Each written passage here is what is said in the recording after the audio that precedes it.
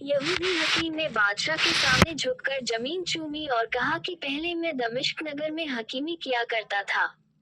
अपनी चिकित्सा विधि के कारण वहां मेरी बड़ी प्रतिष्ठा हो गई थी। एक दिन वहां के हाकिम ने मुझसे कहा कि फला मकान में एक रोगी है, वह यहाँ आ नहीं सकता, उसे वहीं जाकर देखो। मैं वहां गया तो देखा एक अत्यंत सुंदर नवयुवक चारपाई पर लेटा है। उसने मेरे अभिवादन के उत्तर में इशारे से कहा कि आपका यहाँ स्वागत है। मैंने उससे नाड़ी दिखाने को कहा तो उसने बायां हाथ बढ़ा दिया। मैंने समझा कि इसे मालूम नहीं है कि नाड़ी दाहिने हाथ की देखी जाती है, किंतु मैंने बहस बगैर नाड़ी देखी और दवा लिख दी। 9 दिन तक मैं उसे देखने को जाता रहा। 9वें दिन मैंने कहा, अब आप बिल्कुल स्वस्थ हैं, स्नान कीजिए। दमिश्क के हाकिम ने मुझे यथेष्ट पारितोषिक दिया और मुझे शाही दवाखाने का प्रमुख बना दिया। जिस युवक का मैंने इलाज किया था वह भी मुझे बहुत मानने लगा। उसने कहा, मैं आपकी निगरानी ही में स्नान करूंगा। अतएव मैं स्नानागार में उसके साथ गया। उसके कपड़े उतारने पर मैंने देखा कि उसका दाहिना हाथ कटा हुआ है। वह हाथ कटने ही से बीमार पड़ा था और इसी कारण बायां हाथ दिखाया करता था। मुझे वह देखकर बड़ा दुख हुआ। उसने मेरी आंखों की करुणा देखकर कहा, आप मेरा दाहिना हाथ कटा देखकर ही आश्चर्य और दुख में डूबे हैं। अगर आप मेरी कहानी सुनेंगे तो और भी आश्चर्य करेंगे। स्नान के बाद जब मैं भोजन करने बैठूंगा तो आपको पूरी कहानी सुनाऊंगा। लेकिन ये बताएं कि क्या इस समय बाग की सैर करने से मुझे कुछ हानि होगी? मैंने कहा, बाग की सैर करने से तुम्हें फायदा ही होगा, नुकसान नहीं। उसने कहा, ठीक है, बाग की सैर करते करते ही मैं आपको सारा किस्सा सुनाऊंगा। फिर उसने अपने सेवकों को भोजन तैयार करने की आज्ञा दी और हम दोनों बाग में गए। हमने 2-3 चक्कर लगाए और फिर वहां पर बिछे एक कालीन पर बैठ गए और उस युवक ने अपना वृतांत आरंभ किया। उसने कहा कि मैं मोसिल का रहने वाला हूँ। मैं एक बड़े घराने का लड़का हूँ। मेरे पितामह के 10 बेटे थे जिनमें मेरे पिता सबसे बड़े थे। अपने पिता का मैं एकमात्र पुत्र था और मेरे किसी चचा की कोई संतान नहीं थी। मेरे पिता ने मेरी शिक्षा दीक्षा पर बहुत ध्यान दिया और मुझे प्रत्येक पाठनीय विषय की शिक्षा ही नहीं दिलाई बल्कि अनेक कला के क्षेत्रों में पारंगत करवा दिया। एक दिन मैं अपने पिता और चचा के साथ जुमे की नमाज को गया। नमाज के बाद सारे नमाजी अपने अपने काम पर चले गए और मेरे पिता और चचा बातें करने लगे। मेरे चचा ने कहा कि कोई देश मिस्र जैसा सुंदर नहीं है। उन्होंने मिस्र देश और उसमें बहने वाली नील नदी की इतनी प्रशंसा की कि मेरा मन बेतहाशा उस देश को देखने के लिए होने लगा।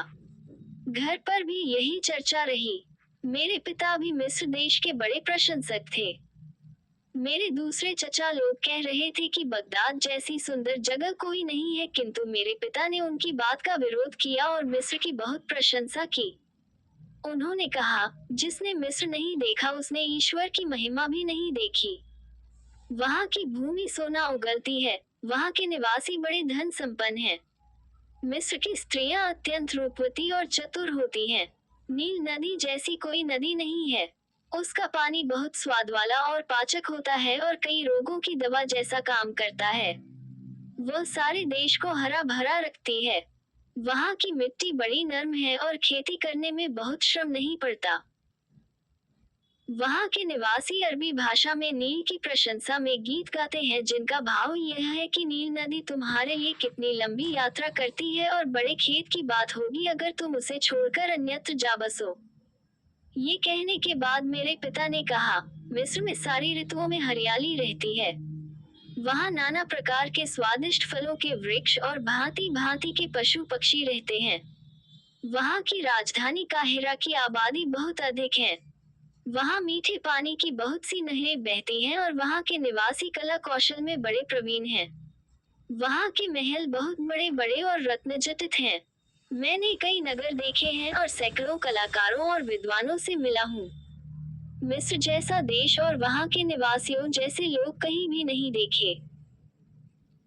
उस जवान ने कहा कि अपने पिता के मुंह से मिस्र की इतनी प्रशंसा सुनकर मेरी उत्कंठा बहुत बलवती हो गई और रात दिन भगवान से प्रार्थना करने लगा कि वह कुछ ऐसी परिस्थिति उत्पन्न कर दे कि मुझे मिस्र देश को देखने का अवसर मिल जाए। मेरे पिता के मुंह से मिस्र की प्रशंसा सुनकर मेरे चचाओं ने कहा, हम लोगों को भी चलकर मिस्र देश देखना चाहिए।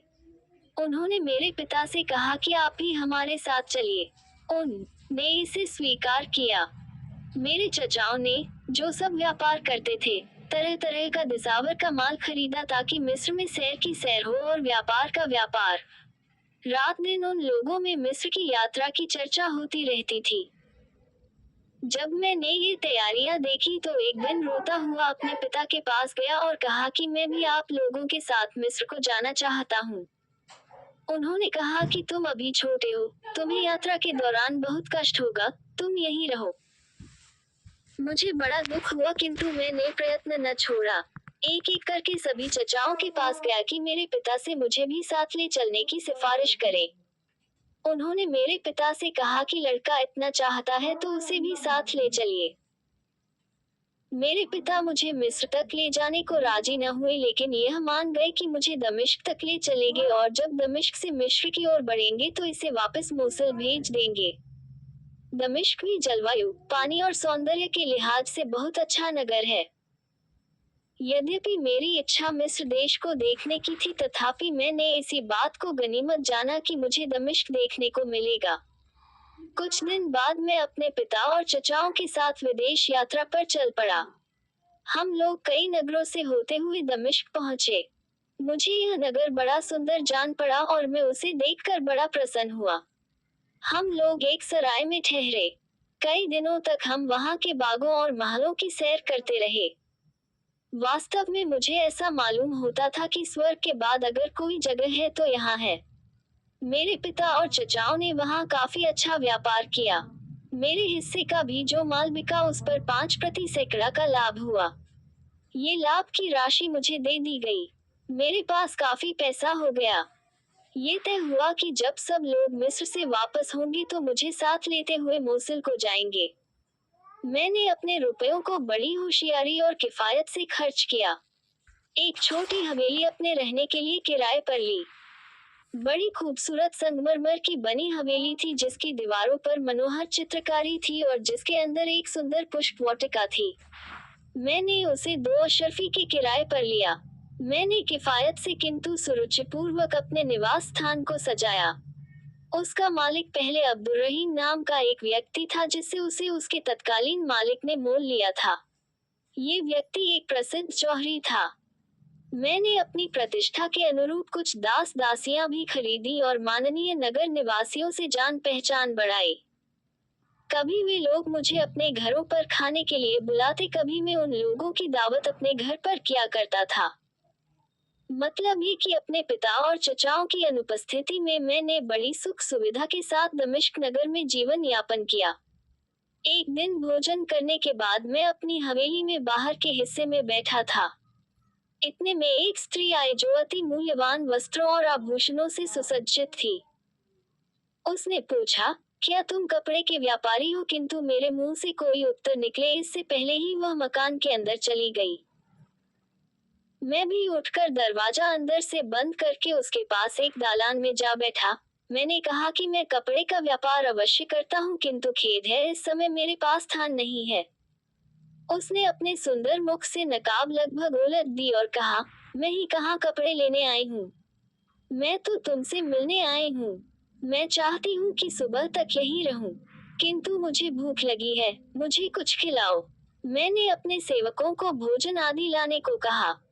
वे भोजन के साथ फल आदि भी लाए, जिन्हें मैं भी इस रमणी का साथ देने के लिए मैं खाने लगा। आधी रात तक हम लोग इसी प्रकार बातचीत करते रहे, फिर हम एक साथ सोने के लिए चले गए। सुबह मैंने 10 अशर्फियां निकाल कर उसे दी किंतु उसने उन्हें लेने से इनकार ही नहीं किया बल्कि 10 अशर्फियां मुझे दी। मैंने जब कहा कि मैं तुम्हारा धन नहीं लूंगा बल्कि तुम्हें अशर्फियां जरूर दूंगा, वह बोली, मैं तो रोज तुम्हारे पास आने को सोचती थी किंतु अगर तुम मेरी बात न मानोगे और अपनी बात पर अड़े रहोगे तो मैं न आऊंगी। इस बार मजबूर होकर मुझे उससे अशर्फियां लेनी पड़ी और वह चली गई। शाम को वह फिर आए और हम लोगों ने रात भर राग रंग किया और दूसरी सुबह वह फिर मुझे 10 अशर्फियां देकर कहने लगी कि आज शाम को फिर आऊंगी। तीसरी रात को जब हम दोनों मदिरा के नशे में आलिंगनबद्ध थे तो उसने मुझसे पूछा, प्यारे, तुम मुझे सुंदर समझते हो या नहीं? मैंने कहा, तुम कैसी बातें कर रही हो? क्या तुम अपने लिए मेरे प्रेम को नहीं जानती? मैं तुम्हें संसार की सर्वश्रेष्ठ सुंदरी मानता हूँ। वह हंसकर कहने लगी, ये बेकार की बात है। मेरी एक सहेली मुझसे कहीं अधिक सुंदर है। उसे एक बार देखोगे, मेरी ओर मुंह भी नहीं करोगे। वह मुझसे आयु में भी कम है और बड़ी कोमल है। उसे भी तुम्हें देखने की बड़ी लालसा है। मैं उसे यहाँ लाऊंगी। मैंने कहा, मैं तो तुम्हें ही चाहता हूँ। तुम चाहो तो उसे ले आओ, लेकिन मैं प्रेमी तो तुम्हारा ही रहूंगा। उस स्त्री ने कहा, तुमने जो कहा है उस पर दृढ़ रहना। मैं उसे सामने लाकर तुम्हारी परीक्षा लूंगी। ये कहकर वह स्त्री विदा हुई। उस दिन उसने मुझे 50 अशर्फियां दी जो मुझे लेनी पड़ी। जाते समय वह कहने लगी, 2 दिन बाद मैं आऊंगी और एक नया मेहमान भी लाऊंगी और उसकी अभ्यर्थना के लिए भोजन आदि की अच्छी व्यवस्था रखना। जिस दिन की बात तय हुई थी उस दिन मैंने घर की सफाई करवाई, फर्श वगैरह झड़वाया और नाना प्रकार के फल तथा खाद्य सामग्री घर में तैयार रखी। शाम को दोनों स्त्रियां आईं। उन्होंने अपने चेहरों से नकाब उतार लिए। वास्तव में पहली स्त्री से नई स्त्री हर बात में सवाई थी। अगर पहली पर एक बार नजर जाती थी तो दूसरी पर बार बार जाती थी। उसका सौंदर्य इतना मनमोहक था कि नजर उस पर से हटती ही नहीं थी। जब उसकी प्रेम दृष्टि मुझ पर पड़ती मैं अधीर हो जाता था। मैंने दोनों स्त्रियों के प्रति आभार प्रकट किया कि वे मेरे यहाँ आई। नई स्त्री ने कहा कि आभारी तो मुझे होना चाहिए कि आपने मुझे अपने घर तक आने की अनुमति दी। मैंने दोनों स्त्रियों को भोजन पर बिठाया। मैं अपनी नई मेहमान के सामने जा बैठा और बराबर उसे देखता रहा। वह स्त्री चाहते हुए भी मेरी तरफ न आंख भर कर देख सकी न हंस बोल सकी। लगता था जैसे वह पहली स्त्री से भयभीत है। फिर भी कभी कभी तिरछी नजर से मुझे देख लिया करती थी। जब उसने देखा कि मेरी निगाहों में प्यार उमड़ रहा है तो उसने भी प्रेम की दृष्टि से देखना शुरू कर दिया। ये सब पहली स्त्री की आंखों में छुपा न रहा। वह हंसकर कहने लगी, तुम इसे बार बार क्यों देख रहे हो? तुमने तो मुझसे प्रतिज्ञा की थी कि मेरे अलावा किसी पर भी आंख नहीं डालोगे। इतनी जल्दी अपना वादा भूल गए? मैंने उसी की भांति हंसकर कहा, तुम बेकार ही मुझ पर शक करती हो। आखिर तुम ही तो इन्हें कृपापूर्वक यहाँ लाए हो। मैं ये कैसे कर सकता हम कि इन पर वैसी नजर डालूं? यदि मैं ऐसा करूं तो तुम दोनों के लिए घृणा का पात्र हो जाऊंगा। हम लोग देर तक मद्यपान करते रहे और हमें नशा चढ़ गया। नशे में मैं और नई स्त्री एक दूसरे की ओर अत्यंत प्रेम तथा वासना से भरी निगाहों से देखने लगे। ये खुला प्रेम व्यापार देखकर पहली स्त्री ईर्ष्या और द्वेष से जलने भुनने लगी। कुछ देर में वह ये कहकर उठ खड़ी हुई कि मैं अभी आती हूँ। 2-4 क्षणों में मेरे पास बैठी हुई स्त्री के चेहरे का रंग बदल गया और वह मरनासन सी दिखाई देने लगी। मैंने उठकर उसे संभाला कि वह गिर न जाए, किंतु उसने देखते ही देखते मेरी बाहों में दम तोड़ दिया। मैंने घबराकर अपने सेवकों को पुकारा कि इसे संभालो और इसके साथ आई हुई स्त्री को बुलाओ। उन्होंने कहा कि वह तो घर से निकलकर फला गली में चली गई थी। अब मैंने जाना कि यह सब उसी दुष्टा की करतूत है। वह इस बेचारी के अंतिम मदिरा पात्र में विष घोल कर चली गई। इस अचानक आई मुसीबत से मैं बदहवास हो गया।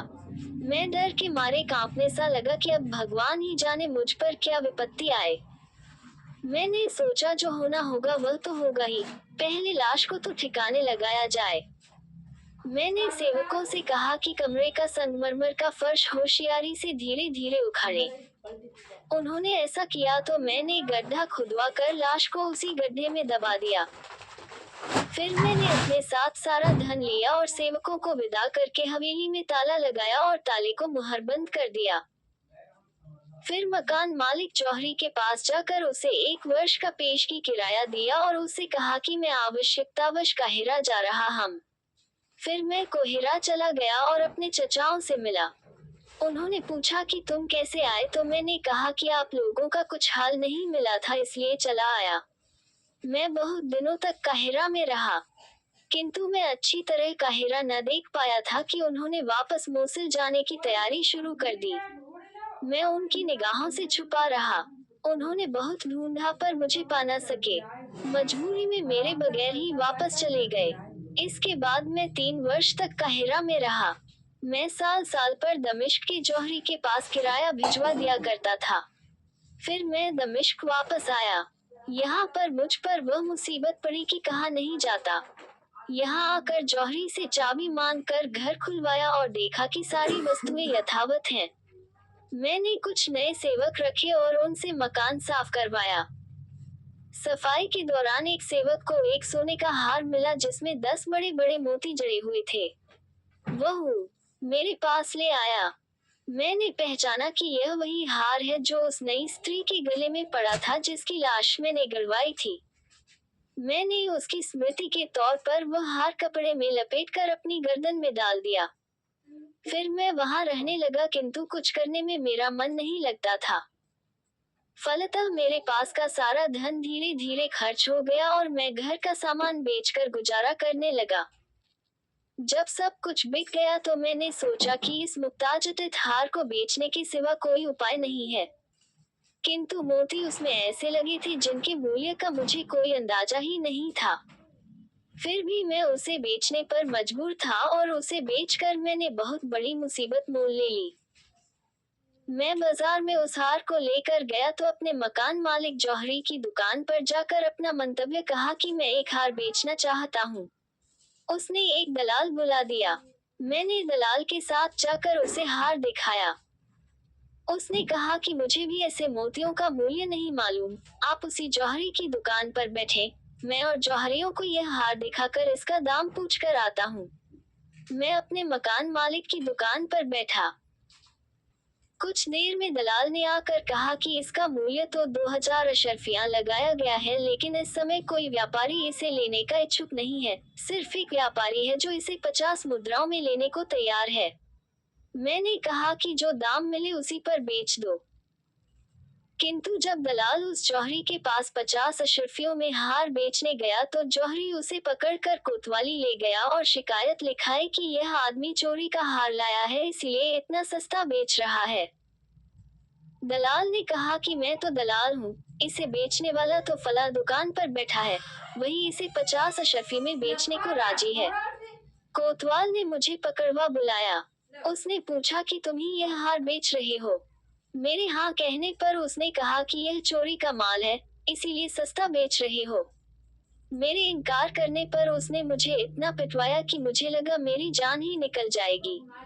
इसीलिए मैंने घबरा कर कह दिया कि यह चोरी का है। इस पर कोतवाल ने मेरा दाहिना हाथ कटवा दिया। उसने हार भी मालखाने में जमा करा दिया। मैं पीड़ा से व्याकुल गिरता पड़ता अपने घर आया। नौकर चाकर पुलिस के डर से भाग गए थे। मैं किसी तरह खुद ही अपना काम चलाता था। चौथे दिन बहुत से पुलिस वाले मेरे घर में घुस आए और मुझे पकड़ ले गए। उनके साथ मकान मालिक भी था और वह जौहरी भी जिसने मुझ पर चोरी का आरोप लगाया था। उन्होंने मुझे बहुत गालियां दी और कहा कि यह हार शहर के हाकिम का है। ये 3 वर्ष हुए खो गया था, उसी समय से हाकिम की पुत्री भी लापता है। ये कहकर उन्होंने मुझे रस्सी से बांधा और हाकिम के सामने पेश कर दिया। मैं पहले तो घबराया कि यह और बड़ी मुसीबत गले पड़ी। फिर मैंने सोचा कि हाकिम अधिक से अधिक मुझे मरवा ही तो देगा और वह भी इस कष्ट, निर्धनता और लज्जा के जीवन से अच्छा है। किंतु हाकिम ने मुझे देखकर कहा, यह आदमी चोर नहीं हो सकता। जिसने इस पर चोरी का आरोप ही लगाया है वह मारा जाए। अतएव वह व्यापारी कत्ल कर दिया गया। अब हाकिम ने समस्त उपस्थित व्यक्तियों को जाने का आदेश दिया, सिर्फ मुझे रोक रखा। एकांत होने पर उसने मुझसे कहा, बेटे, अब तुम बेघर के पूरा हाल बता दो कि यह हार तुम्हारे हाथ किस तरह लगा। ये ध्यान रहे कि मुझसे कोई छोटी से छोटी बात भी न छुपाई जाए। अतएव मैंने पूरी तरह बताया कि किस तरह पहली स्त्री दूसरी को मेरे पास लाई थी और किस तरह उसने उसे विष देकर मार डाला। मैंने ये भी बताया कि दूसरी स्त्री की लाश कहाँ गई है। हाकिम ने ये सब सुनकर ठंडी सांस भरी और कहा, भगवान की इच्छा के आगे सब लोग विवश हैं। मैं भी वह सब विनयपूर्वक स्वीकार करता हम जो उसकी इच्छा से हुआ। तुम पर जो कुछ मुसीबत पड़ी उसका मुझे अत्यंत खेद है। अब तुम मेरा हाल सुनो कि मुझ पर कैसे कैसे दुख पड़े। वे दोनों स्त्रियां मेरी बेटियां थीं। पहले जो तुम्हारे पास गई वह मेरी बड़ी बेटी थी और बाद में जिसे वह ले गई वह उसकी छोटी बहन थी। बड़ी बेटी का विवाह मैंने अपने भतीजे से कर दिया जो काहिरा में रहता था। वह कुछ दिनों बाद अचानक मर गया। मेरी बेटी कई वर्ष तक वैधव्य की दशा में भी काहिरा में रही और वहां उसने तरह तरह के दुष्कर्म सीख लिए। फिर वह यहाँ आ गई। दूसरी बेटी जो उससे छोटी थी और जो तुम्हारी बाहों में मरी बड़ी समझदार और सदाचारिणी थी। उससे मुझे कोई शिकायत नहीं हुई लेकिन उसकी बड़ी बहन ने उसे भी आवारा बनने पर राजी कर लिया।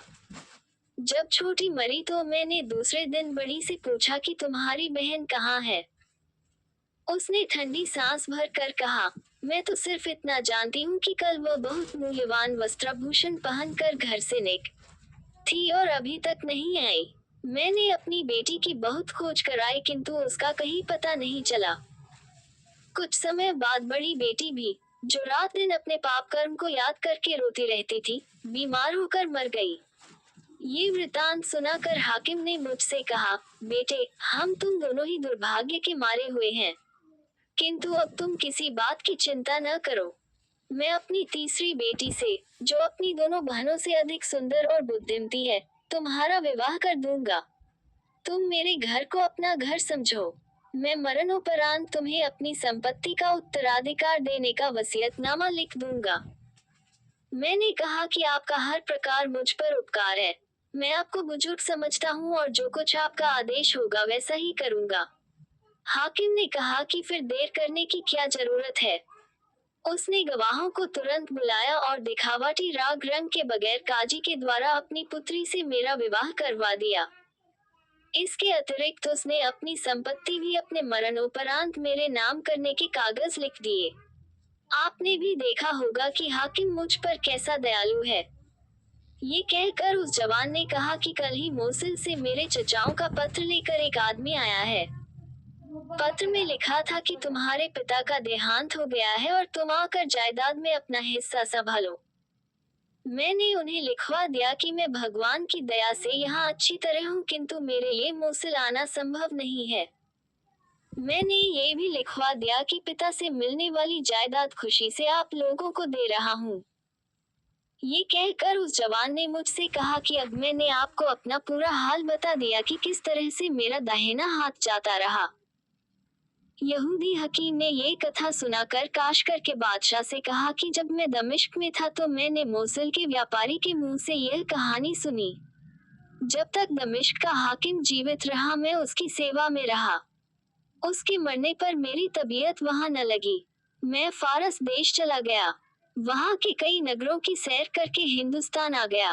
वहां से आपकी राजधानी में आया और यहाँ हकीमी का सिलसिला डाल दिया। बादशाह ने कहा, तुम्हारी कहानी पहली दोनों से अधिक मनोरंजक है, किंतु तुम लोगों को यह आशा नहीं करनी चाहिए कि उसके कारण तुम्हारी जानें बच जाएंगी। कुबड़े की कथा अब भी तुम लोगों की कथाओं से अधिक विचित्र है। अगर उससे अच्छी कहानी न सुनाई गई तो तुम चारों की मृत्यु निश्चित है। अब दर्जी ने उठकर सिर नवाया और कहा कि मेरी भी कहानी सुन लीजिए। मुझे पूरा विश्वास है कि आप इसे सुनकर प्रसन्न होंगे।